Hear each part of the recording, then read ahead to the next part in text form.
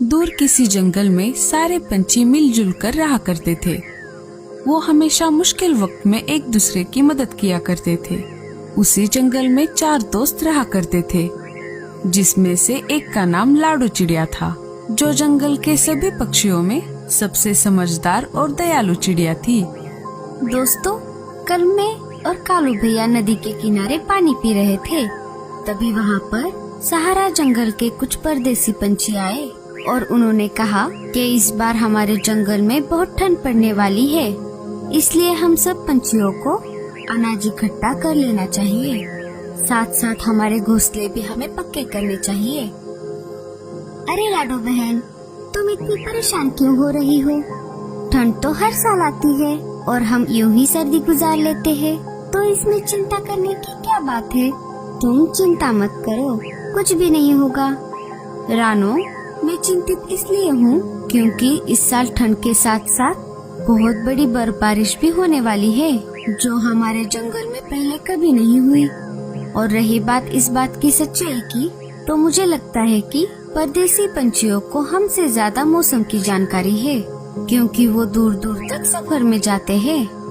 लाडो, तुम सही कह रही हो, बर्फबारिश हो भी सकती है, इसलिए हम सभी को ठंड से बचने का इंतजाम कर लेना चाहिए। तो चलिए बहनों, हम सभी को अनाज इकट्ठा कर लेना चाहिए। इस तरह सभी पक्षी लाडो चिड़िया की बात मानकर भोजन इकट्ठा करने के लिए चले जाते हैं। इधर कालू कौवे का भाई भूरा घोड़े बेचकर सो रहा था। वो बहुत कामचोर कौवा था। वो दिन भर सिर्फ सोया रहता था। इससे कालू कौवा बहुत चिंतित रहता था। भूरे को दोपहर तक सोता देख उसका भाई कालू कौवा उसे उठाने आ गया। भूरे, अरे ओ भूरे, उठ जाओ, दोपहर हो गई है। क्या कामचोरों की तरह दिन भर सोए रहते हो? अरे उठ रहा हूँ ना कालू भैया, अभी तो सिर्फ दोपहर के 12 बजे है, अभी भी पूरा दिन बाकी है।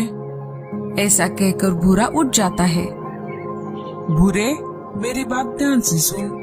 मुझे परदेसी पंछियों से खबर मिली है कि इस बार जंगल में बर्फबारिश होने वाली है, इसीलिए हमें हमारा भोजन इकट्ठा कर लेना चाहिए और सर्दी से बचने के लिए घोंसला भी तैयार कर लेना चाहिए। कालू भैया, तुम जाओ, तुम मेरी चिंता मत करो, मुझे ठंड से कुछ नहीं होगा। सोच ले भूरे, मैं तुम्हारे लिए दाना नहीं लाऊंगा। ठीक है, तुम जाओ, मैं तो चला सोने। ऐसा कहकर भूरा फिर से सो जाता है।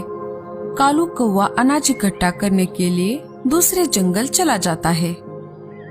दिन भर मेहनत करने के बाद लाडो, रानो, बुलबुल और मीनू मौसी अपने अपने घर वापस आ जाती है। लाडो चिड़िया अपने घोंसले में बैठी हुई थी। तभी वहाँ पर कालू कौवा आ जाता है और कहता है, लाडो, आज तो मैंने तुम्हें दिन भर नहीं देखा। हाँ कालू भैया, आज मैं और बाकी सारे पक्षी अनाज इकट्ठा करने के लिए दूसरे जंगल गए थे। वैसे आप भी भोजन इकट्ठा कर लो, आपको तो पता है इस बार बहुत ठंड पड़ने वाली है। हाँ लाडो, मैं भी अनाज इकट्ठा कर लूँगा। वैसे मुझे तुमसे एक मदद चाहिए। बोलिए ना कालू भैया, मैं आपकी क्या मदद करूँ? लाडो, तुम मुझे कुछ अनाज दे दो, मैं तुम्हें कल वापस कर दूंगा। ठीक है कालू भैया। और फिर लाडो कालू कौवे को अनाज के दाने दे देती है।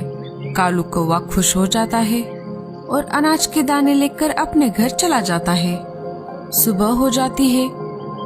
रानो, मुझे लगता है हमारे जंगल में तिनकों की कमी हो गई है। कल भोजन इकट्ठा करते वक्त मैंने तिनके की खोज की, पर मुझे बहुत कम ही तिनके मिले, जो बहुत ही ज्यादा कमजोर थे।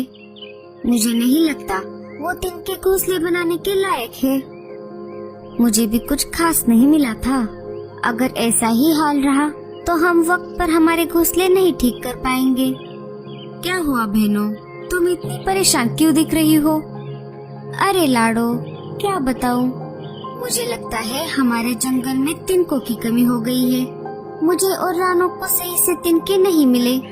अगर ऐसा ही हाल रहा तो सर्दी से पहले हम हमारे घोंसले नहीं ठीक कर पाएंगे। वैसे भी जब सर्दी आएंगी तब का तब देख लिया जाएगा।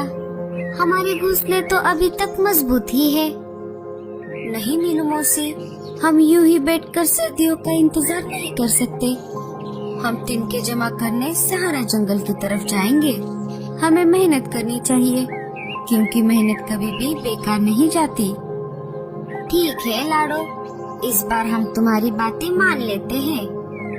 और सभी पक्षी उड़कर सहारा जंगल की तरफ चले जाते हैं। भूरा कौवा उन्हें छुपकर देख रहा था। वो हंसते हुए कहता है, बड़े आए समझदार, यूं ही अपना सारा दिन बेकार के काम करने में लगे रहते हैं। समझदार तो मैं हूँ, जो अपनी लाइफ को एंजॉय कर रहा हूँ। इधर लाडो चिड़िया तिनकों की खोज में बहुत दूर आ जाती है। बहुत देर तक उड़ने पर भी लाडो को तिनके नहीं मिलते। तभी लाडो चिड़िया को जमीन पर बहुत सारे मशरूम दिख जाते हैं। इतने सारे मशरूम देख लाडो चिड़िया चौंक जाती है और वो उस मशरूम के पास चली जाती है। अरे वाह, ये तो बहुत बड़े मशरूम है। इतने बड़े मशरूम मैंने आज तक नहीं देखे। मशरूम को देख लाडो चिड़िया को एक आइडिया आ जाता है। ये मशरूम तो बहुत बड़े हैं। क्यों ना मैं उसे अंदर से खोखला कर अपना घर बना लूं, जिससे कि मुझे तिनके भी नहीं खोजने पड़ेंगे और हम बर्फबारी से भी बच जाएंगे। क्यों ना मैं अपने दोस्तों को जाकर इस मशरूम के बारे में बताऊं, जिससे वो भी अपना घर इस मशरूम से बनाए। लाडो चिड़िया अपने दोस्तों के पास आ जाती है और वहाँ पहुंचकर मशरूम के बारे में बताने लगती है। सभी को लाडो का आइडिया पसंद आता है। कुछ ही देर में लाडो और उसके साथी मशरूम को खोखला कर अपना अपना घर बना लेते हैं और वहाँ पर अनाज लाकर रहने लगते हैं। एक दिन भूरा कौवा उनके पास आ जाता है और मशरूम के बने घरों को देखकर हंसने लगता है। अच्छा, तो यहाँ हो तुम लोग, और क्या यही है तुम्हारा मशरूम वाला घर? मैंने तो सोचा था कि तुम लोगों ने कोई अच्छा घोंसला बनाया होगा। नहीं नहीं भूरे जी, ये अंदर से बहुत मजबूत है। तुम्हें विश्वास नहीं है तो अंदर जाकर देख लो। नहीं नहीं, मैं नहीं रहूंगा ऐसे बकवास मशरूम के घरों में। तुम सब मजे से रहो, मैं तो चला। हाँ हाँ चले जाओ, लेकिन एक बात याद रखना, जब बारिश होगी तब हम में से कोई तुम्हें अपने घर में नहीं लेगा।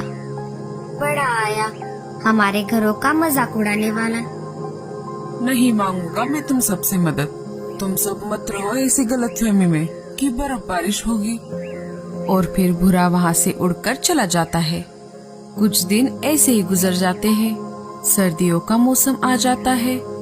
सब तरफ ठंडी ठंडी हवाएं चलने लगती है। पूरे जंगल में सन्नाटा छा जाता है।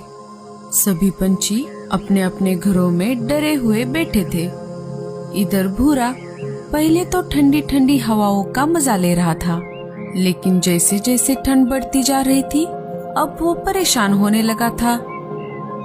कुछ ही देर में बर्फबारिश भी शुरू हो जाती है, जिसे देख भूरा और भी ज्यादा घबरा जाता है। अरे अरे, ये अचानक से इतनी सर्दी कैसे बढ़ गई और अब तो बर्फबारिश भी शुरू हो गई। मैंने गलती कर दी जो मैंने लाडो की बात नहीं मानी। लाडो ने ठीक ही कहा था कि इस बार बर्फबारिश भी होगी। अब मैं क्या करूं? मैं एक काम करता हूँ, मैं लाडो चिड़िया के पास चला जाता हूँ, वो जरूर मेरी मदद करेगी। ऐसा सोचकर भूरा लाडो के पास जाने ही वाला था कि तभी लकड़ी का टुकड़ा उसके सिर पर गिर जाता है और वो बेहोश हो जाता है। बर्फबारिश के कारण भूरा कौवा बर्फ में दबने लगता है। सुबह हो जाती है। सभी पक्षी तो अपने मशरूम वाले घरों में थे। सिर्फ भूरा ही था जिसने अपना घोंसला मजबूत नहीं किया था। लाडो को भूरे की चिंता होने लगी थी। हम सब पक्षियों ने तो अपने मशरूम वाले घर बना लिए, सिर्फ भूरे ने ही नहीं किया। मैं एक काम करती हूँ, मैं जाकर उसे देखती हूँ कि उसने रात वाले तूफान का कैसे सामना किया। लाडो भूरे के घोंसले के पास आ जाती है। उसने देखा कि भूरा बर्फ में जमा हुआ था। अरे ये क्या हो गया? भूरा तो बर्फ में दबा हुआ है और इसके सिर पर तो चोट भी दिख रही है। मैं एक काम करती हूँ, जल्दी से सभी को बुला कर लाती हूँ। मैंने तो पहले ही कहा था कि वो भी हमारे साथ मशरूम के घर में रहे, पर वो कहाँ मानने वाला था। उसने मेरी एक भी नहीं सुनी और अब देखो भुगत रहा है ना।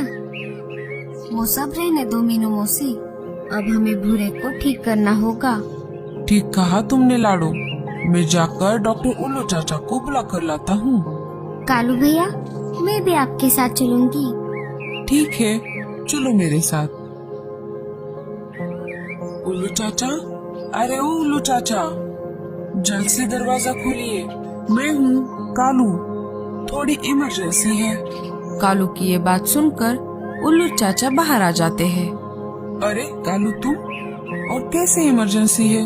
कालू सारी बातें उल्लू चाचा को बता देता है। हाँ हाँ, तुम चिंता मत करो, मैं अभी दवाई लेकर तुम्हारे साथ चलता हूँ। इधर सभी पंछियों ने मिलकर भूरे को बर्फ से बाहर निकाल लिया था। सभी भूरे के पास आ जाते हैं। उल्लू चाचा भूरे को दवाई पिला देते हैं और उसकी मलहम पट्टी कर देते हैं। भूरा सभी पंछियों को अपने पास देख बहुत खुश हो जाता है। आप सभी का बहुत बहुत धन्यवाद जो आपने मेरी जान बचाई। धन्यवाद की कोई जरूरत नहीं है, तुम तो हमारे दोस्त हो। तुम चिंता मत करो, हम सभी पंछी मिलकर तुम्हारे लिए एक मशरूम का घर बना देंगे। सभी पंछी मिलकर भूरे कौवे के लिए एक मशरूम का घर बना देते हैं।